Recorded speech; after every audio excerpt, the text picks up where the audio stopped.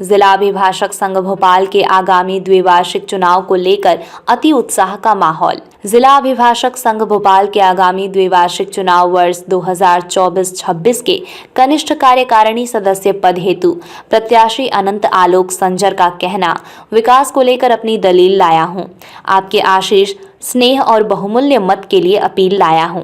Advocates को court officer की गरिमा एवं सम्मान और सुविधाएं दी जानी चाहिए। देश में एडवोकेट प्रोटेक्शन एक्ट पारित कर लागू करें। राजधानी भोपाल अभी अधूरी है। High court bench, circuit bench जरूरी है। अगर संघ उन्हें चुनता है तो अधिवक्ताओं से जुड़े कई जरूरी कार्य किए जाएंगे। भोपाल से एमजी सर्वर की रिपोर्ट। जब वो पार्षद चुनाव लड़ा था उन्होंने, जी सर, उस टाइम वो था वार्ड नंबर 26। 26। जी सर। उस टाइम भास्कर नौकरी करते थे, भास्कर में। अच्छा अच्छा। आपके जी जी, नौकरी करते थे भास्कर के अंदर। मामा करते थे मेरे, नीरज श्रीवास्तव। नहीं, आलोक संजय भाई। पापा भास्कर में नहीं, चाचा थे मेरे। नहीं, पुलिस में खुद नौकरी, पुलिस में नौकरी करी ना पुलिस में। पापा ने बहुत पहले की है। तो हाँ हाँ हाँ। अनंत संजर इस बार कनिष्ठ कार्यकारिणी के लिए खड़ा हुआ हूँ कोर्ट के अंदर। अभी क्या क्या समस्या है आपके सामने? बहुत सारी समस्याएं हैं, जैसे अभी यहाँ पे अधिवक्ताओं के लिए लाइट की परेशानी हो जाती है। जब लाइट चली जाती है तो अधिवक्ताओं को कई बार परेशानी का ये भी सामना करना पड़ता है कि कोर्ट में केस चल रहा है और वहाँ पे लाइट चलेगी तो घंटों अधिवक्ता खड़े रहते हैं, जिसके कारण उनका भी समय ख़राब होता है, जजेस का भी समय ख़राब होता है। ये चीज़ एक बहुत बड़ी समस्या है। फिर पानी की समस्या यहाँ पे है। पानी का भी ऐसा है कि कम से कम अच्छे आरओ जो यहाँ पे लगे, ताकि जो लोग घर से पानी लेके आ रहे हैं उनको ये सोचना नहीं पड़े कि अब हम घर जाके ही पानी पिएंगे। उसके बाद पार्किंग की समस्या है। ये कुछ समस्या है।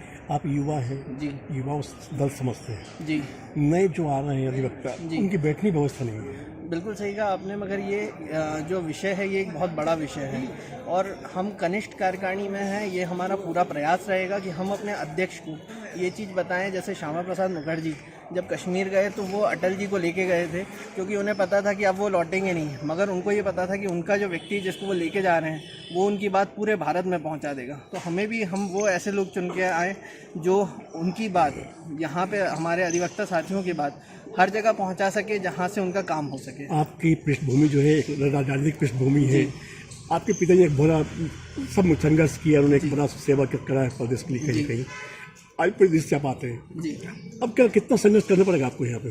सर ये तो उनका आशीर्वाद है कि उनके नाम से मुझे बहुत सारे लोग जान रहे हैं। उनके साथ में पढ़े हुए लोग हैं, उनके जूनियर हैं, उनके सीनियर हैं, जिनका स्नेह, उनका आशीष मुझे बहुत मिल रहा है यहाँ पे। और मेरा भी ये प्रयास है कि इस बार मैं अपने पिताजी के नाम से जाना चाह रहा हूँ, मगर अगली बार मैं ये प्रयास करूँगा कि मेरे नाम से मेरे पिताजी भी जाने जाएँ। आपने जो सपना देखा है, ये सपना हर व्यक्ति नहीं देखता जी, तो उनमें आप में क्या अंतर है?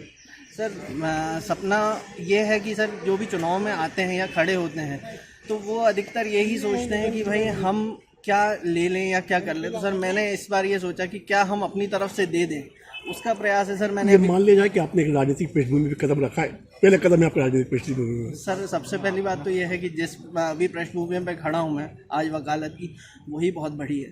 तो राजनीति का जो है वो कहते हैं ना कि जो स्तंभ है हमारे संविधान का, तो सबसे पहला स्तंभ तो हमारा जुडिशरी का ही है। तो मैं कहीं ना कहीं राजनीति के एक स्तंभ ऊपर ही हूँ।